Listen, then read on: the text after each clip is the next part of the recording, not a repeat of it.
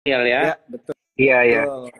Oke. Pertama-tama kita mau saying thank you dulu nih ya buat Pak Gilbert sudah meluangkan nih waktunya untuk ngobrol-ngobrol dengan saya dan Daniel dan tentunya juga dengan Cuan Troopers. Jadi Cuan Troopers ini sebutan nasabah kita ya Pak ya yang bersama Oke. support sekuritas Cuan Troopers yang nonton IG Live kita malam hari ini mau mendapatkan insight atau juga bisa dibilang berdiskusi lah ya bagaimana Ya. melihat tanggapan dan juga view dari Pak Gilbert nih mengenai kinerja emiten MIO dan juga mungkin secara general atau umum melihat sektor batubara di tahun 2024 ini begitu. Siap.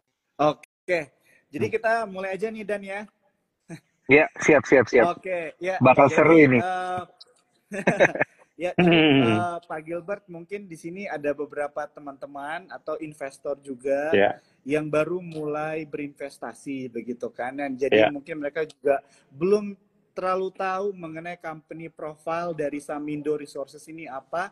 Mungkin Pak Gilbert boleh share sedikit mengenai company profile dari emiten MIO ini. Oke.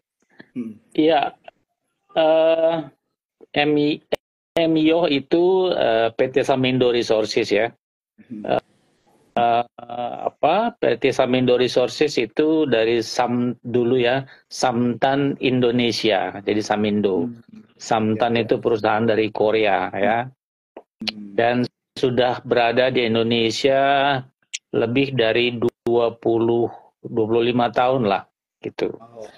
Nah, Samtan ini dari tahun 1995-an gitu ya sampai tahun 2018-2019 kami adalah pemilik saham terbesar dari PT Kideko Jaya Agung ya. Kita tahu bahwa PT Kideko Jaya Agung itu salah satu dari 3 besar perusahaan tambang batubara di Indonesia ya, selain KPC dan Adaro. Tapi kemudian tahun 2018 kami hanya memegang 9% saham dan sebagian besar sahamnya dibeli oleh PT Indika ya. Tapi kami masih memiliki ada 4 anak perusahaan yang bekerja saat ini. Yang pertama adalah PT Sims Jaya Kaltim. PT Sims Jaya Kaltim ini adalah mining contractor ya. Bekerja kami memiliki lebih dari 200 alat berat ya. Kami menambang ya antara 30 sampai 50 juta BCM, cukup besar. Nah, kemudian batu bara yang kita tambang sekitar 7 sampai 12 jutaan ton per tahun, cukup besar. Kami memiliki juga 2 anak perusahaan, yaitu coal transportation. Kami memiliki total ada sekitar 100 truk double trailer yang mengangkut batu bara dari tambang ke pelabuhan ya, yaitu PT Samindo Utama Kaltim dan PT Trasindo Murni Perkasa. Kemudian satu perusahaan kami yang lain yang ada di dalam grup MIOH ini adalah PT Mintek Abadi. PT Mintek Abadi adalah Geological Services. Kami memiliki laboratorium, kami memiliki 3 mesin bor, dan kami melakukan services geologi kepada PT Kideko Jaya Agung.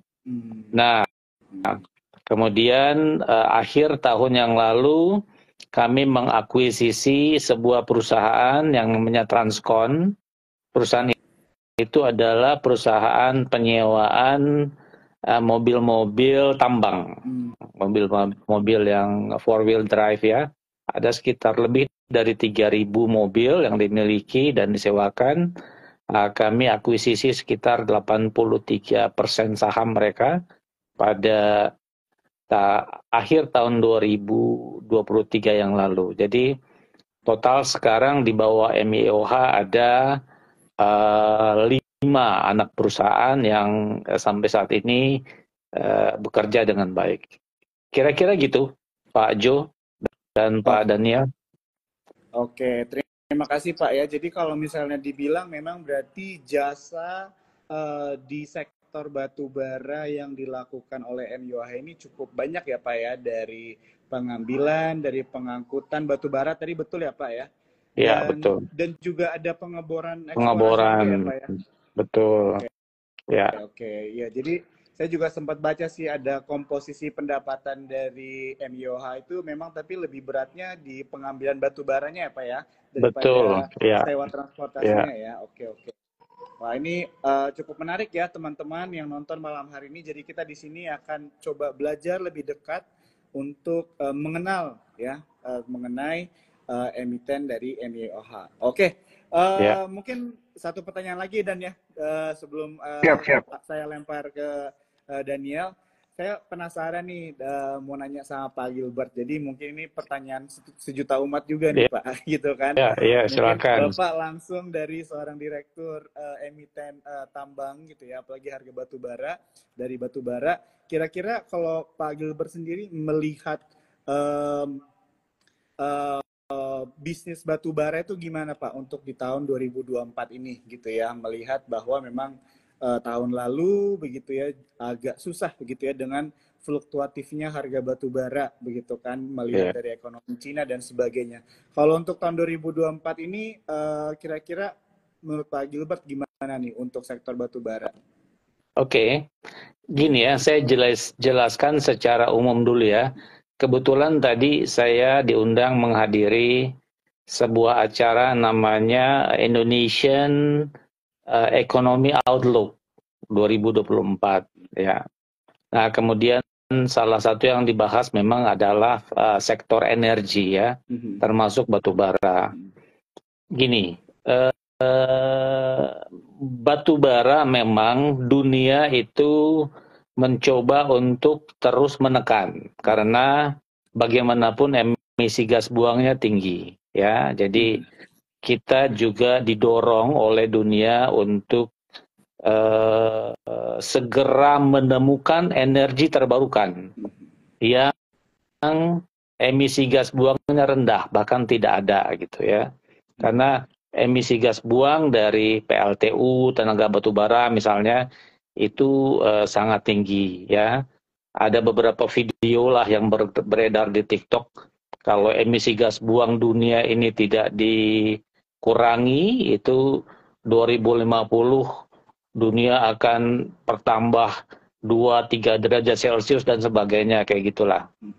Nah, jadi batu bara secara umum didorong untuk terus diturunkan gitu, untuk terus kalau bisa jangan dipakai gitu, menurut dunia gitu ya. Nah, Indonesia sendiri sudah sepakat bahwa minyak, batu bara, energi fosil itu harus terus dikurangi secara cepat gitu ya.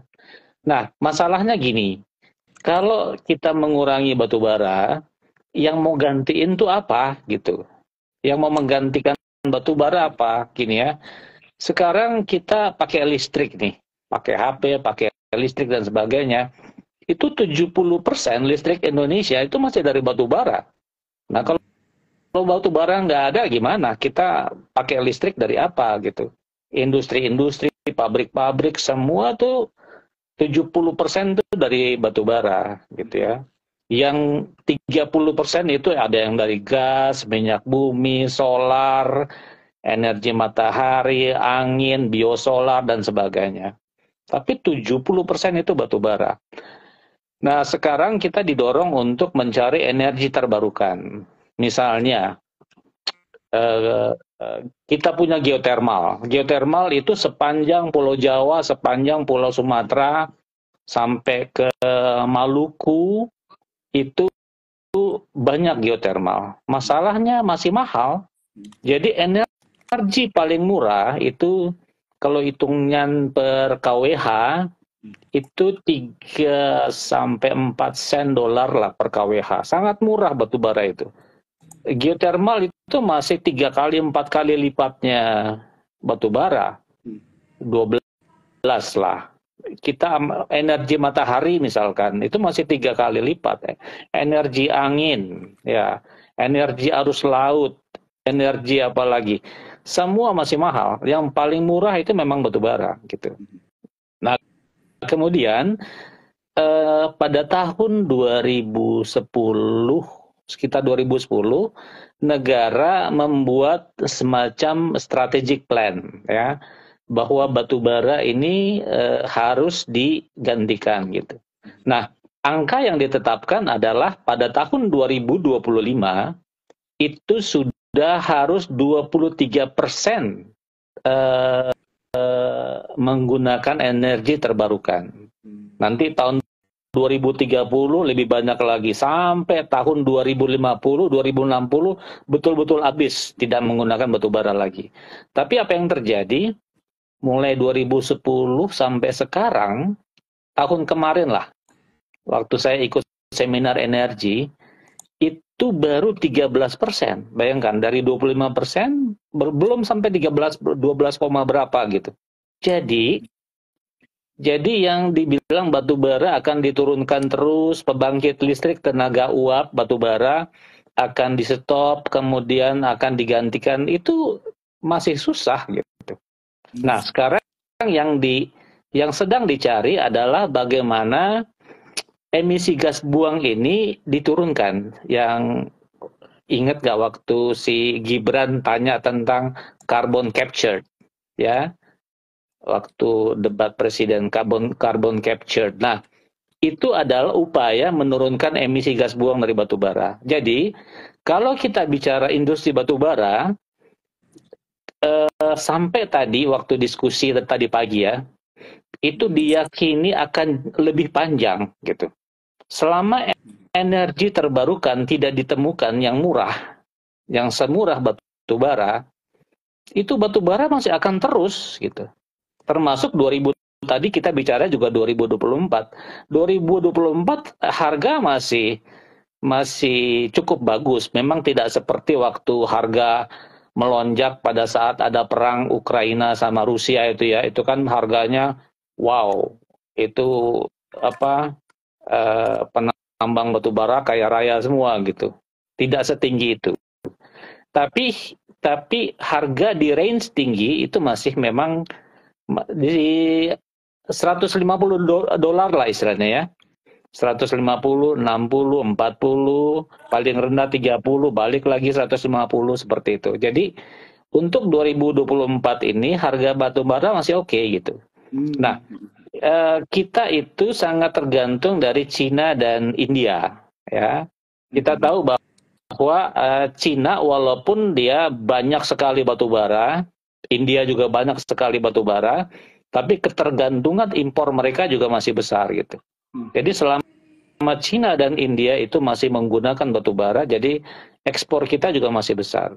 Nah, penggunaan penggunaan batu bara untuk listrik kita itu juga masih sangat besar, sekitar 130-150 juta ton kita pakai batu bara per tahun untuk menghidupi listrik di negara ini. Jadi dari cerita itu menurut saya, terutama setahun, 2 tahun, 3 tahun ke depan itu masih batu bara masih sangat oke lah. Bahkan menurut saya sampai 5 tahun, 10 tahun ke depan belum bisa lah menemukan energi lain yang menggantikan batu bara. Gitu kira-kira Pak Jo, Pak Daniel. Oke, terima kasih Pak Gilbert penjelasannya ya. Jadi teman-teman yang nonton bisa nih mendapatkan view langsung ya dari Direktur MYO, bagaimana kita bisa melihat lah memang sebenarnya batu bara ini lekat gitu ya dengan kebutuhan manusia sehari-hari begitu kan, dan tidak gampang untuk digantikan begitu saja begitu ya. Gimana nih kalau menurut Daniel tanggapannya, atau kalau mungkin ada pertanyaan yang mau ditanyakan sama Pak Gilbert, silakan.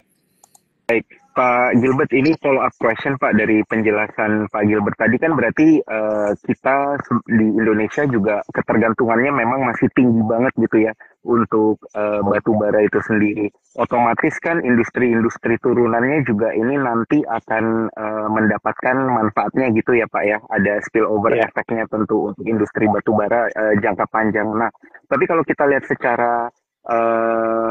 secara mikro nih Pak ya, ya.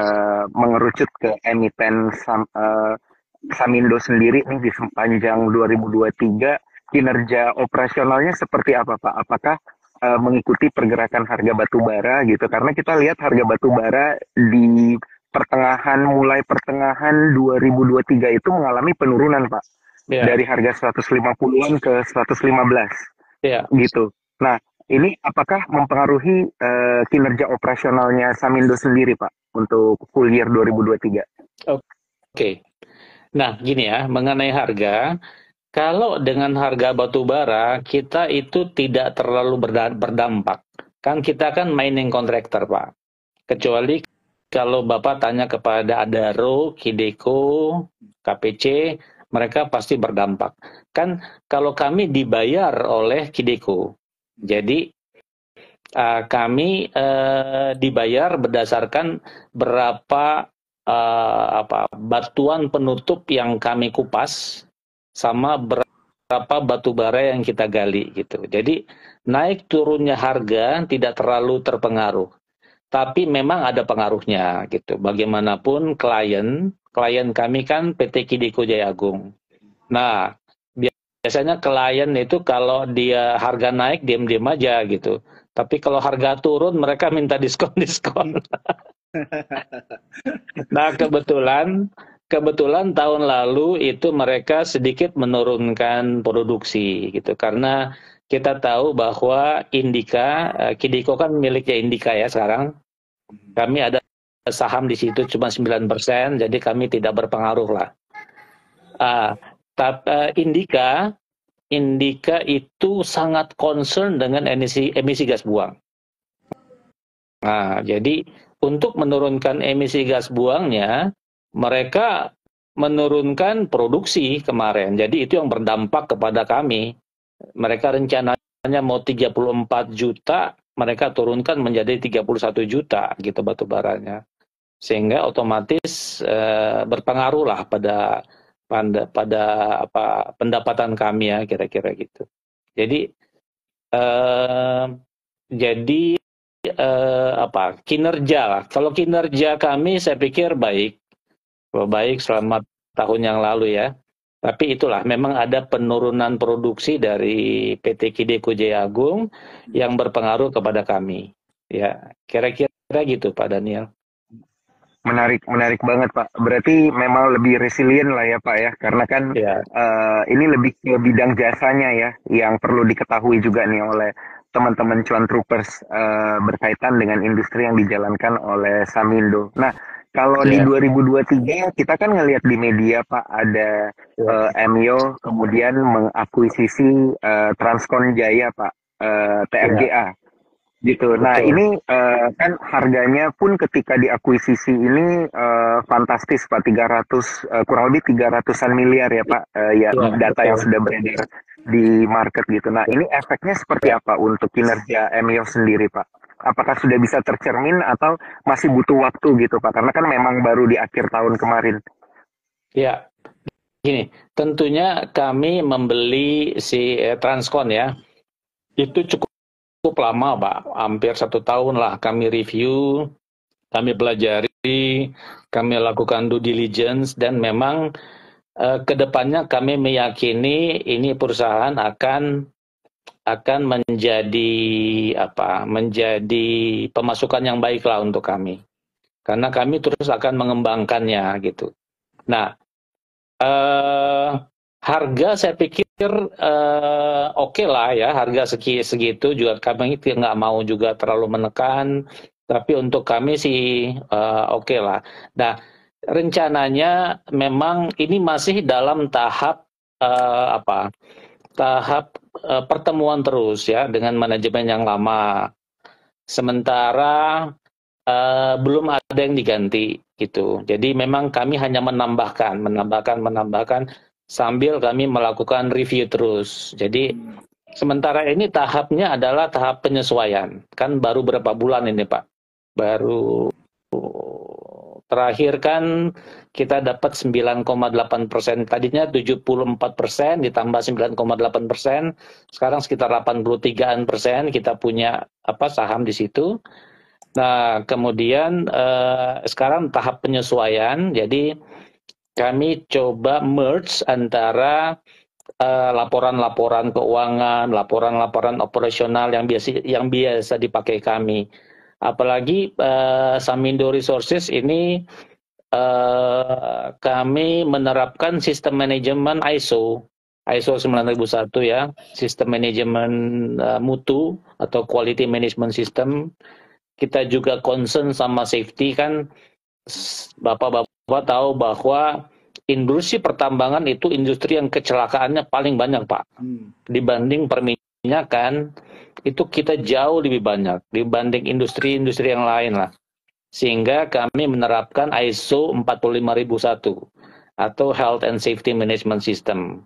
Kemudian pemerintah sekarang sedang terus mendorong supaya lingkungan hidupnya dijaga. Kan kami banyak pakai oli Pak. Oli jangan dibuang sembarangan dan sebagainya. Terus emisi gas buangnya itu diukur terus udaranya. Sehingga kami menerapkan sistem ISO 9000, ISO 45001, ISO 14000 dan sistem manajemen energi. Nah, itu yang juga kami lagi coba match ke si Transcon gitu. Kami berharap Transcon juga menerapkan sistem manajemen yang sama. Nah, yang sekarang mereka baru terapkan adalah safety management system. Jadi sistem-sistem yang ada di kami kita match dengan apa yang ada di PT Transcon. Jadi saya pikir hasilnya mungkin belum bisa dilihat ya. Mungkin nanti setelah 6 bulan atau 9 bulan baru bisa kita lihat hasilnya. Yang jelas kami tidak hanya mengambil begitu saja, tapi kami ambil, kami beli, dan kami improve gitu. Kami improve supaya menjadi lebih baik. Kira-kira gitu. Di grooming ya Pak? Company-nya di grooming ya? Iya, betul. Jadi dipoles-poles lah Pak. Poles-poles supaya jadi lebih bagus. Iya. Oke. Menarik banget ya. Thank you banget Daniel untuk pertanyaannya dan untuk Pak Gilbert juga yang sudah menjawab. Mungkin melanjutkan pertanyaan dari Daniel juga. Jadi saya sempat baca di kuartal ketiga Pak tahun lalu. Jadi dikatakan pendapatan MYO itu menurun, tapi laba bersihnya meningkat. Begitu bisa digambarkan nggak Pak kira-kira situasinya bagaimana sehingga dari pendapatan yang minus ini tiba-tiba laba bersihnya bisa meningkat. Terima kasih. Nah gini, iya betul, itu betul gitu. Jadi kami melakukan kajian menyeluruh nih, terutama di tambang itu ada dua faktor ya. Satu menambangnya sendiri, mining operation. Yang kedua dukungan dari workshop. Nah, workshop selama kan ratusan Pak itu. Kita punya HD ya, yang besar-besar yang bannya setinggi-tinggi 3 meter, 4 meter ya. Nah, itu selama ini, selama hampir 20 tahun lah, kami menggunakan jasa dari maintenance dari 3 perusahaan, Trakindo, kemudian Hexindo, Komatsu, Caterpillar, satu lagi saya lupa itu. Ada 3 ya, 3 perusahaan yang kami bayar Pak. Dan itu 1 tahunnya bisa habis 35-an, bahkan bisa 40 juta US dollar Pak. Itu sangat mahal gitu. Nah, kemudian kami coba terapkan sistem yang baru. Pelan-pelan kami lakukan namanya self maintenance. Kita coba maintenance mandiri sendiri. Memang tidak mudah. Karena itu kita sudah lakukan dari sekitar 2 tahun yang lalu. Nah, tahun ini nih baru kelihatan hasilnya yang agak lumayan baik lah. Jadi ada faktor itu, Pak. Jadi kita melakukan self maintenance, kita melatih, kami punya mekanik-mekanik, kami mengambil justru mekanik-mekanik yang bisa dilepas oleh Trakindo dan Hexindo gitu ya, sama Yuti, satu lagi Yuti. Jadi 3, Yuti, Hexindo, sama Trakindo ya.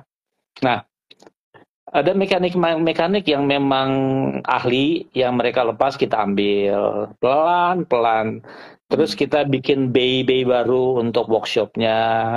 Terus SOP-nya kita perbaiki. Tapi safety-nya juga kita tingkatkan. Itu namanya change management, Pak. Jadi kalau kita melakukan perubahan-perubahan, kita harus hati-hati. Jangan sampai perubahan-perubahan itu justru mendowngrade kita gitu. Nah, ternyata tahun ini baru kelihatan banyak hasilnya gitu. Itu yang menyebabkan apa namanya, jadi lebih baik lah. Yang kedua, dari situ kita lihat bahwa kita perlu adanya pergantian shift, pergantian jumlah shift gitu. Yang tadinya 3 shift kita rubah menjadi 2 shift gitu. Karena kita lihat operatornya juga terlalu banyak gitu. Jadi itu secara bertahap dari 2 tahun yang lalu lah. Kita coba ganti menjadi 2 shift, ternyata jadi lebih efektif, lebih efisien gitu. Nah, kira-kira gitu Pak Jo. Ya. Oke. Terima kasih banyak Pak Gilbert untuk jawabannya ya.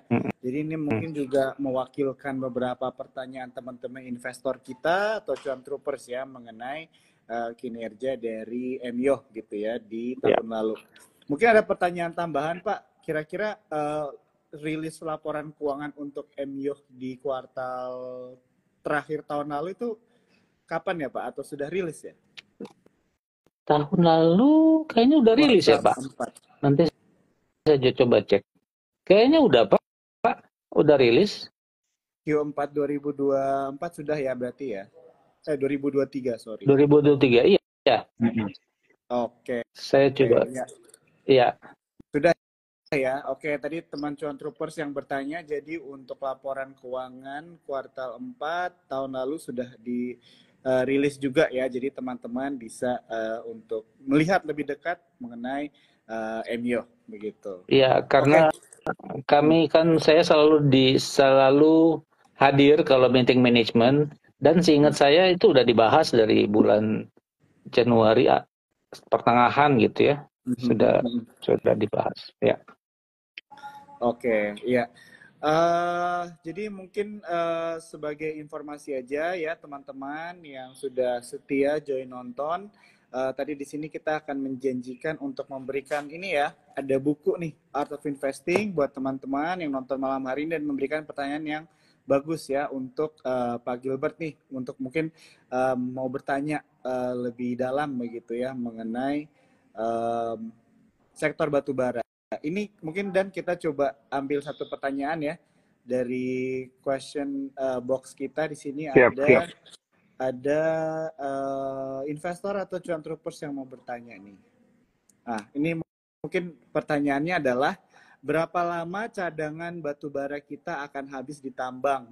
Bukankah bisa dilihat dari sisi emisi buangannya? Nah, ini mungkin kira-kira Pak Gilbert bisa nggak mencerahkan atau mungkin bisa juga memberikan insight untuk pertanyaan ini?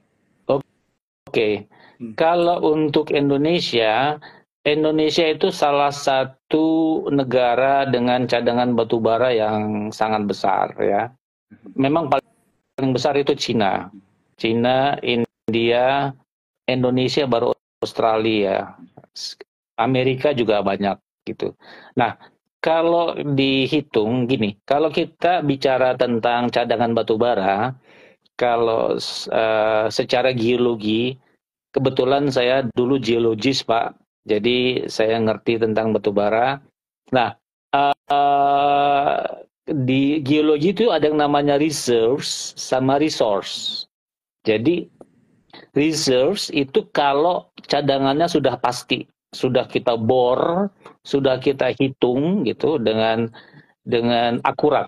Nah, itu kalau reserves itu sekitar 35-an miliar ton batu bara yang masih ada ya.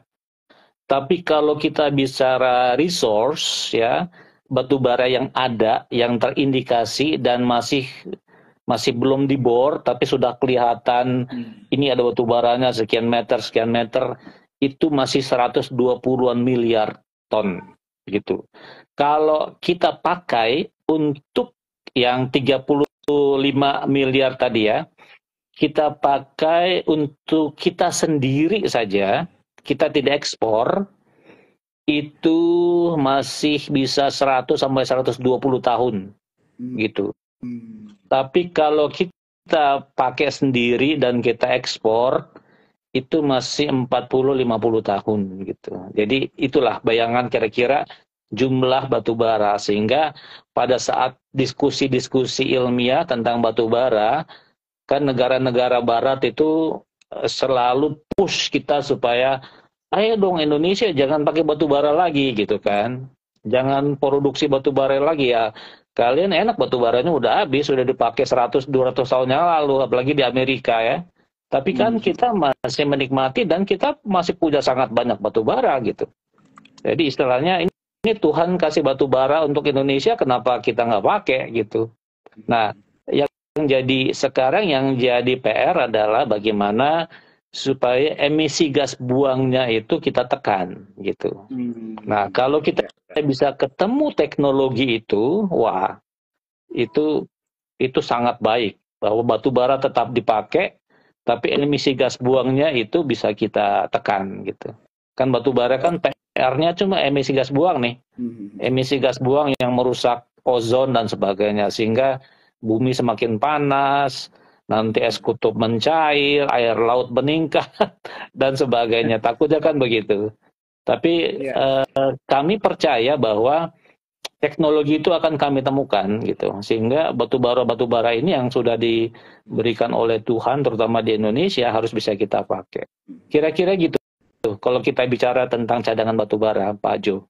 Oke, terima kasih Pak Gilbert untuk jawabannya. Jadi di saat juga mungkin dunia itu mulai ke arah ke energi yang terbarukan, tapi tetap juga sebagai emiten batu bara atau sektor batu bara itu berfokus di dalam tadi ya, yang mengurangi pembuangnya ya Pak ya, emisinya. Ya, emisi gas buang, betul. Karbon monoksida, karbon dioksida itu kan merusak semua tuh. Nah, itu harus dikurangi.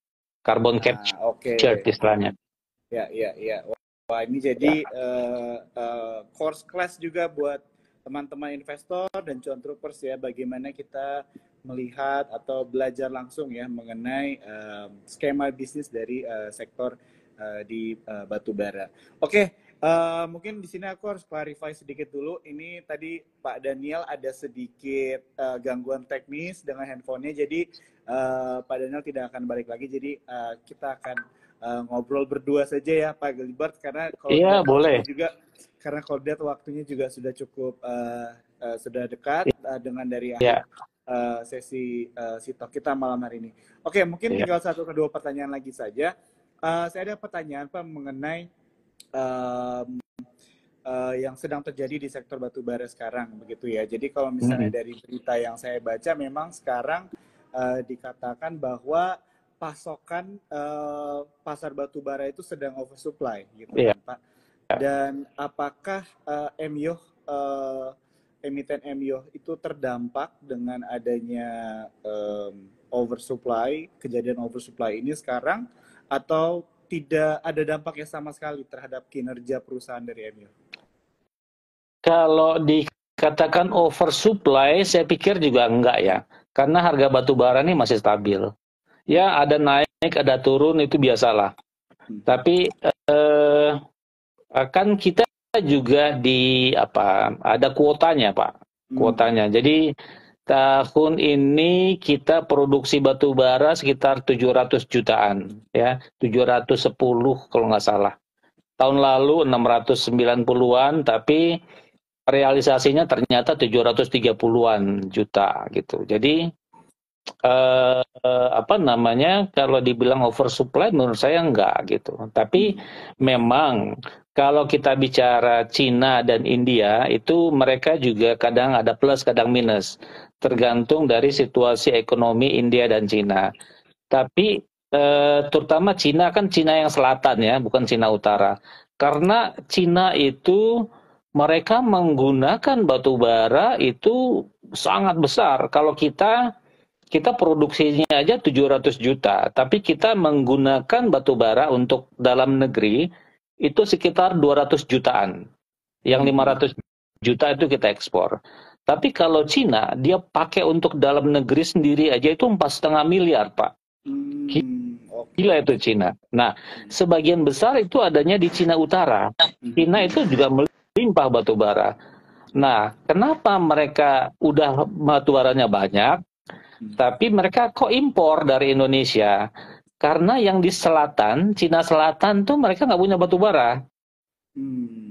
Jadi daripada ngirim dari utara Cina ke selatan, itu jauh lebih mahal dibanding mereka ambil dari Indonesia. Nah, kira-kira gitu.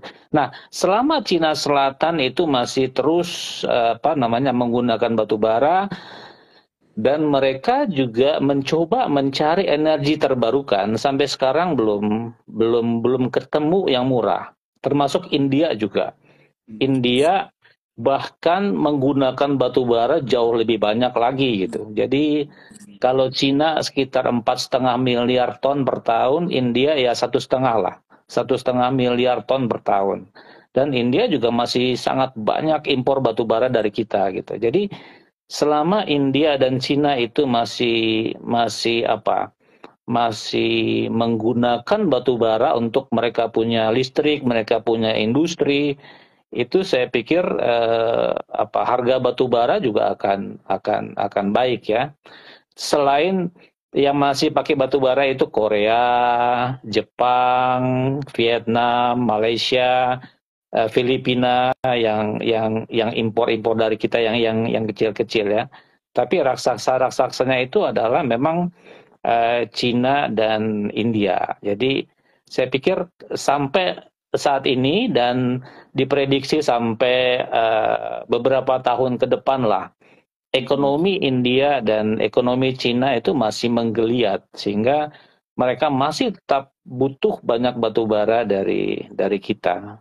Ya, itu kira-kira Pak Jo. Oke, terima kasih banyak Pak Gilbert untuk jawabannya ya, sangat mencerahkan banget ya. Jadi ini pasti berguna banget buat para investor juga ya.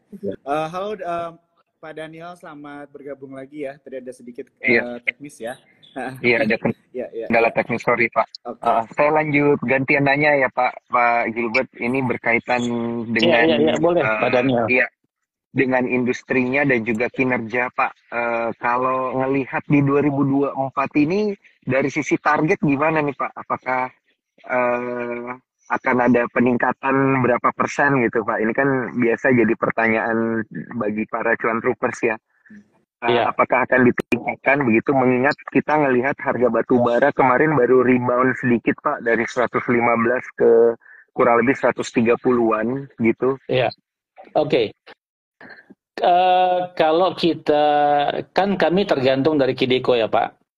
Kalau Kideko more or less sama lah dengan tahun sebelumnya ya, kira-kira sama, sehingga kinerja kami pun sama. Tapi pertama kita akan profit pasti jauh lebih besar, karena sekarang kan kita ketambahan Transcon ya, ketambahan Transcon. Dan yang kedua, saya berharap sih apa yang dilakukan teman-teman di lapangan dengan dengan kita lakukan self maintenance sendiri, kita maintenance mandiri, kemudian kita lakukan pengurangan operator dengan cara kita lakukan perubahan dari 3 shift menjadi 2 shift, sama kami lakukan apa yang namanya sistem manajemen energi Pak.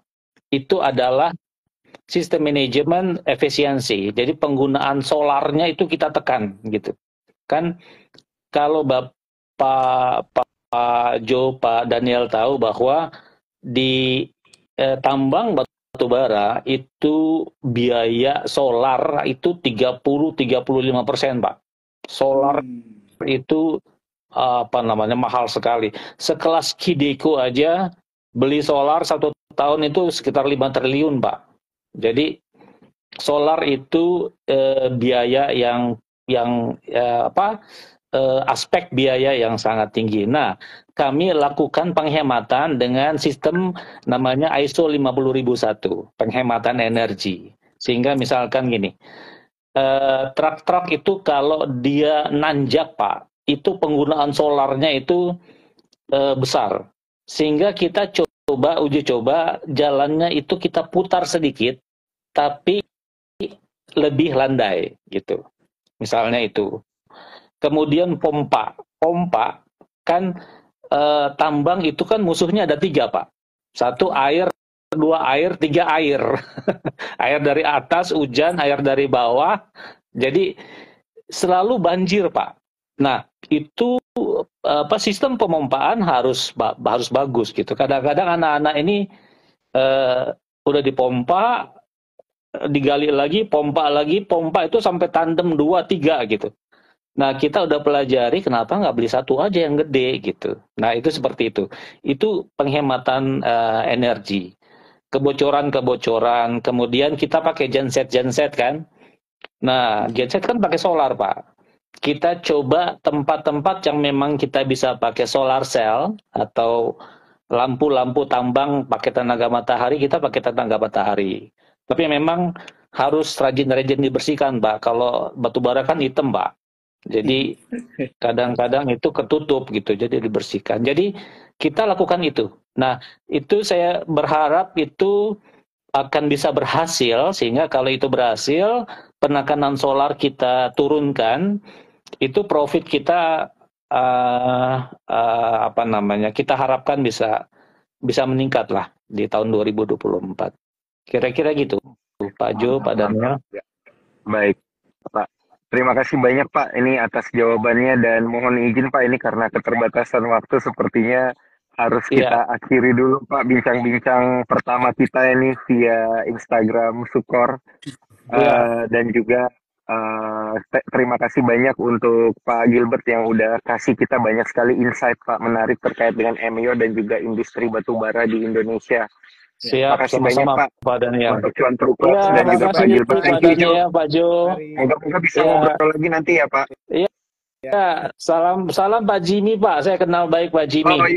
Oh iya. Paulus Jimmy ya, siap. Nanti kita sampaikan, Pak. Thank you banget, Pak. Terima kasih, Pak. Yuk.